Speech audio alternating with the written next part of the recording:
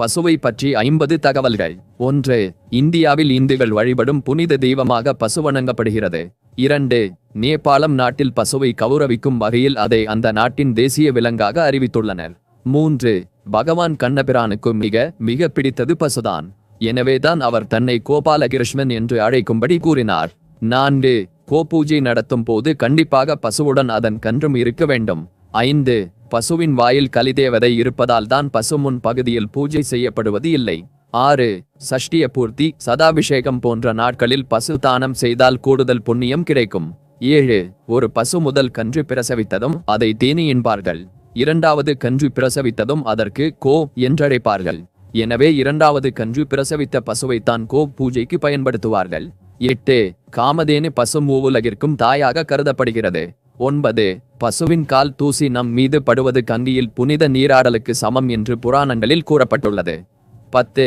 பசுவுக்கு தினமும் பூஜை செய்வது என்பது பராசக்திக்கு பூஜை செய்வதற்கு சமமாகும். 11. பசுவின் உடலில் 30 முக்கோடி தேவர்களும் 48,000 விஷிகளும் அஷ்டவசுக்களும் நவக்கிரகங்களும் ஆட்சி செய்கின்றனர். 12. கோபூஜை செய்வதால் கிடைக்கும் உடனடி நன்மை என்ன தெரியுமா? பண கஷ்டம் நீங்கும். 13. பசுவை 108 போற்றி சொல்லி வழிபட்டால் பல புராதன கோவில்களுக்கு சென்று வந்த பலன் கிடைக்கும். 14. வீட்டில் பசு வளர்ப்பது செல்வ செழிப்பை உண்டாக்கும். 15. பசுவுக்கு அகத்திக்கீரை கொடுக்க இயலாவிட்டால் வாழைப்பழம் வாங்கி கொடுக்கலாம். 16. பசுக்கள் தங்களுக்கு என்ன வேண்டும் என்பதை கேட்க முடியாது. எனவே குறிப்பறிந்து பசுக்களுக்கு உதவ வேண்டும். 17. பசுக்களை அடிக்கடி நீர் நிலைகளில் நீந்தி குளிக்க வைப்பது நல்லது. 19. உங்களால் வீட்டில் உள்ள பசுவை பராமரிக்க இயலாவிட்டால் அதை அடி மாடாக விற்காமல் ஏதாவது ஒரு கோசாலையில் சேர்த்து விடுவது நல்லது. 20. பசுக்கள் இறந்தால் அவற்றுக்கு உரிய முறையில் இறுதி சடங்குகள் செய்யப்பட வேண்டும். 21. பசுவையும் கன்றையும் பிரிக்கும் பாவத்தை ஒரு போதும் செய்யக்கூடாது. 22. பசுவானது பால் கறக்கும் நிலையில் இருக்கும் போது தானம் செய்வதுதான் மிக சிறந்த தானமாகும். பால் கறக்கும் பாத்திரமும் கொடுப்பது இன்னும் சிறப்பானது. 23. சிலர் பசுவுடன் காளையையும் சேர்த்து தானம் அளிப்பார்கள். இந்த தானம் கூடுதல் பலன் தருவதாகும். 24. ஒரு காரியம் வெற்றி அடைய வேண்டும் என்று விரும்புகிறீர்களா? அதற்காக கோ தானம் செய்து பாருங்கள், நிச்சயம் வெற்றி உண்டாகும். 25. பசு தானம் வாங்குபவர்கள் 1,00,000 தடவை காயத்ரி மந்திரம் சொன்னால் சுமை குறையும். 26. ஏதாவது மங்கள நிகழ்ச்சி நடக்கும் போது பசுதானம் செய்தால் அதற்குரிய நன்மை கிடைக்கும். 27. பசு தானம் கொடுக்கும் போது ஜெர்சி இன பசுக்களை தானம் வழங்கக்கூடாது. நாட்டு பசுவையே தானமாக கொடுக்க வேண்டும். 28. சனீஸ்வரனுக்கு காராம்பசு தானம் கொடுப்பது நல்லது. 29. சூரிய பலம் பெற விரும்புபவர்கள் சிவப்பு நிற பசுவை தானமாக கொடுக்க வேண்டும். 30. பசுவை மாடி என்று அழைக்காமல் பசுத்தாய் கோமாதா என்று அழைத்தால் சொர்க்கத்தில் இடம் கிடைக்கும். 31. நன்றாக பால் கறக்கும் பசுக்களை காசியில் தானம் செய்தால் அவர்களது 7 தலைமுறை பலன் அடையும். 32. ராமேசுவரத்தில் காராம் பசு தானம் செய்தால் ஆண் வாரிசு கிடைக்க வாய்ப்புள்ளது. 33. ஒரு பசுவை ஒருவருக்கு மட்டுமே தானமாக கொடுக்க வேண்டும். 34.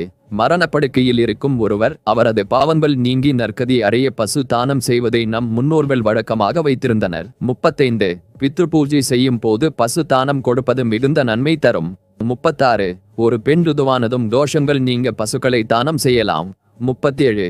கோவில்களில் விளக்கேற்ற பசுக்களை குறிப்பிட்ட எண்ணிக்கையில் தானம் செய்வதை ஆதி தமிழர்கள் வழக்கத்தில் வைத்திருந்தனர். 38. பசு தானம் அடிக்கடி செய்வது வம்சவிருத்தியை உறுதி செய்யும் என்று தர்மசாஸ்திரம் கூறுகிறது. 39. பசுவையும் கன்றையும் யார் ஒருவர் நன்கு பராமரிப்பு செய்கிறாரோ அவரது 21 தலைமுறைக்கு நற்கதி உண்டாகும். 40. கடுமையான நோயால் பாதிக்கப்பட்டவர்கள் கருப்பு நிற பசுவை தானம் செய்தால் பரிகாரம் உண்டாகும். 41. திருவண்ணாமலை கிரிவல பாதையில் நிறைய பேர் பசுவுக்கு அகத்திக்கீரை வாங்கி கொடுப்பதை பார்த்து இருப்பீர்கள். பசுவுக்கு ஒரு தடவை அகத்திக்கீரை கொடுத்தாலே பிறவி பாவம் விலகும் என்பது ஐதீகம். 42.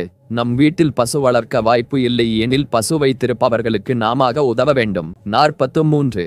வீட்டில் பசு இல்லாதவர்கள் அன்றாடம் ஒரு வேளையாவது ஏதாவது பசுவிற்கு ஒரு பிடி அரிகம் புல்லோ வாழைப்பழமோ அகத்திக்கீரையோ பிரதீவனமோ கொடுக்க வேண்டும்.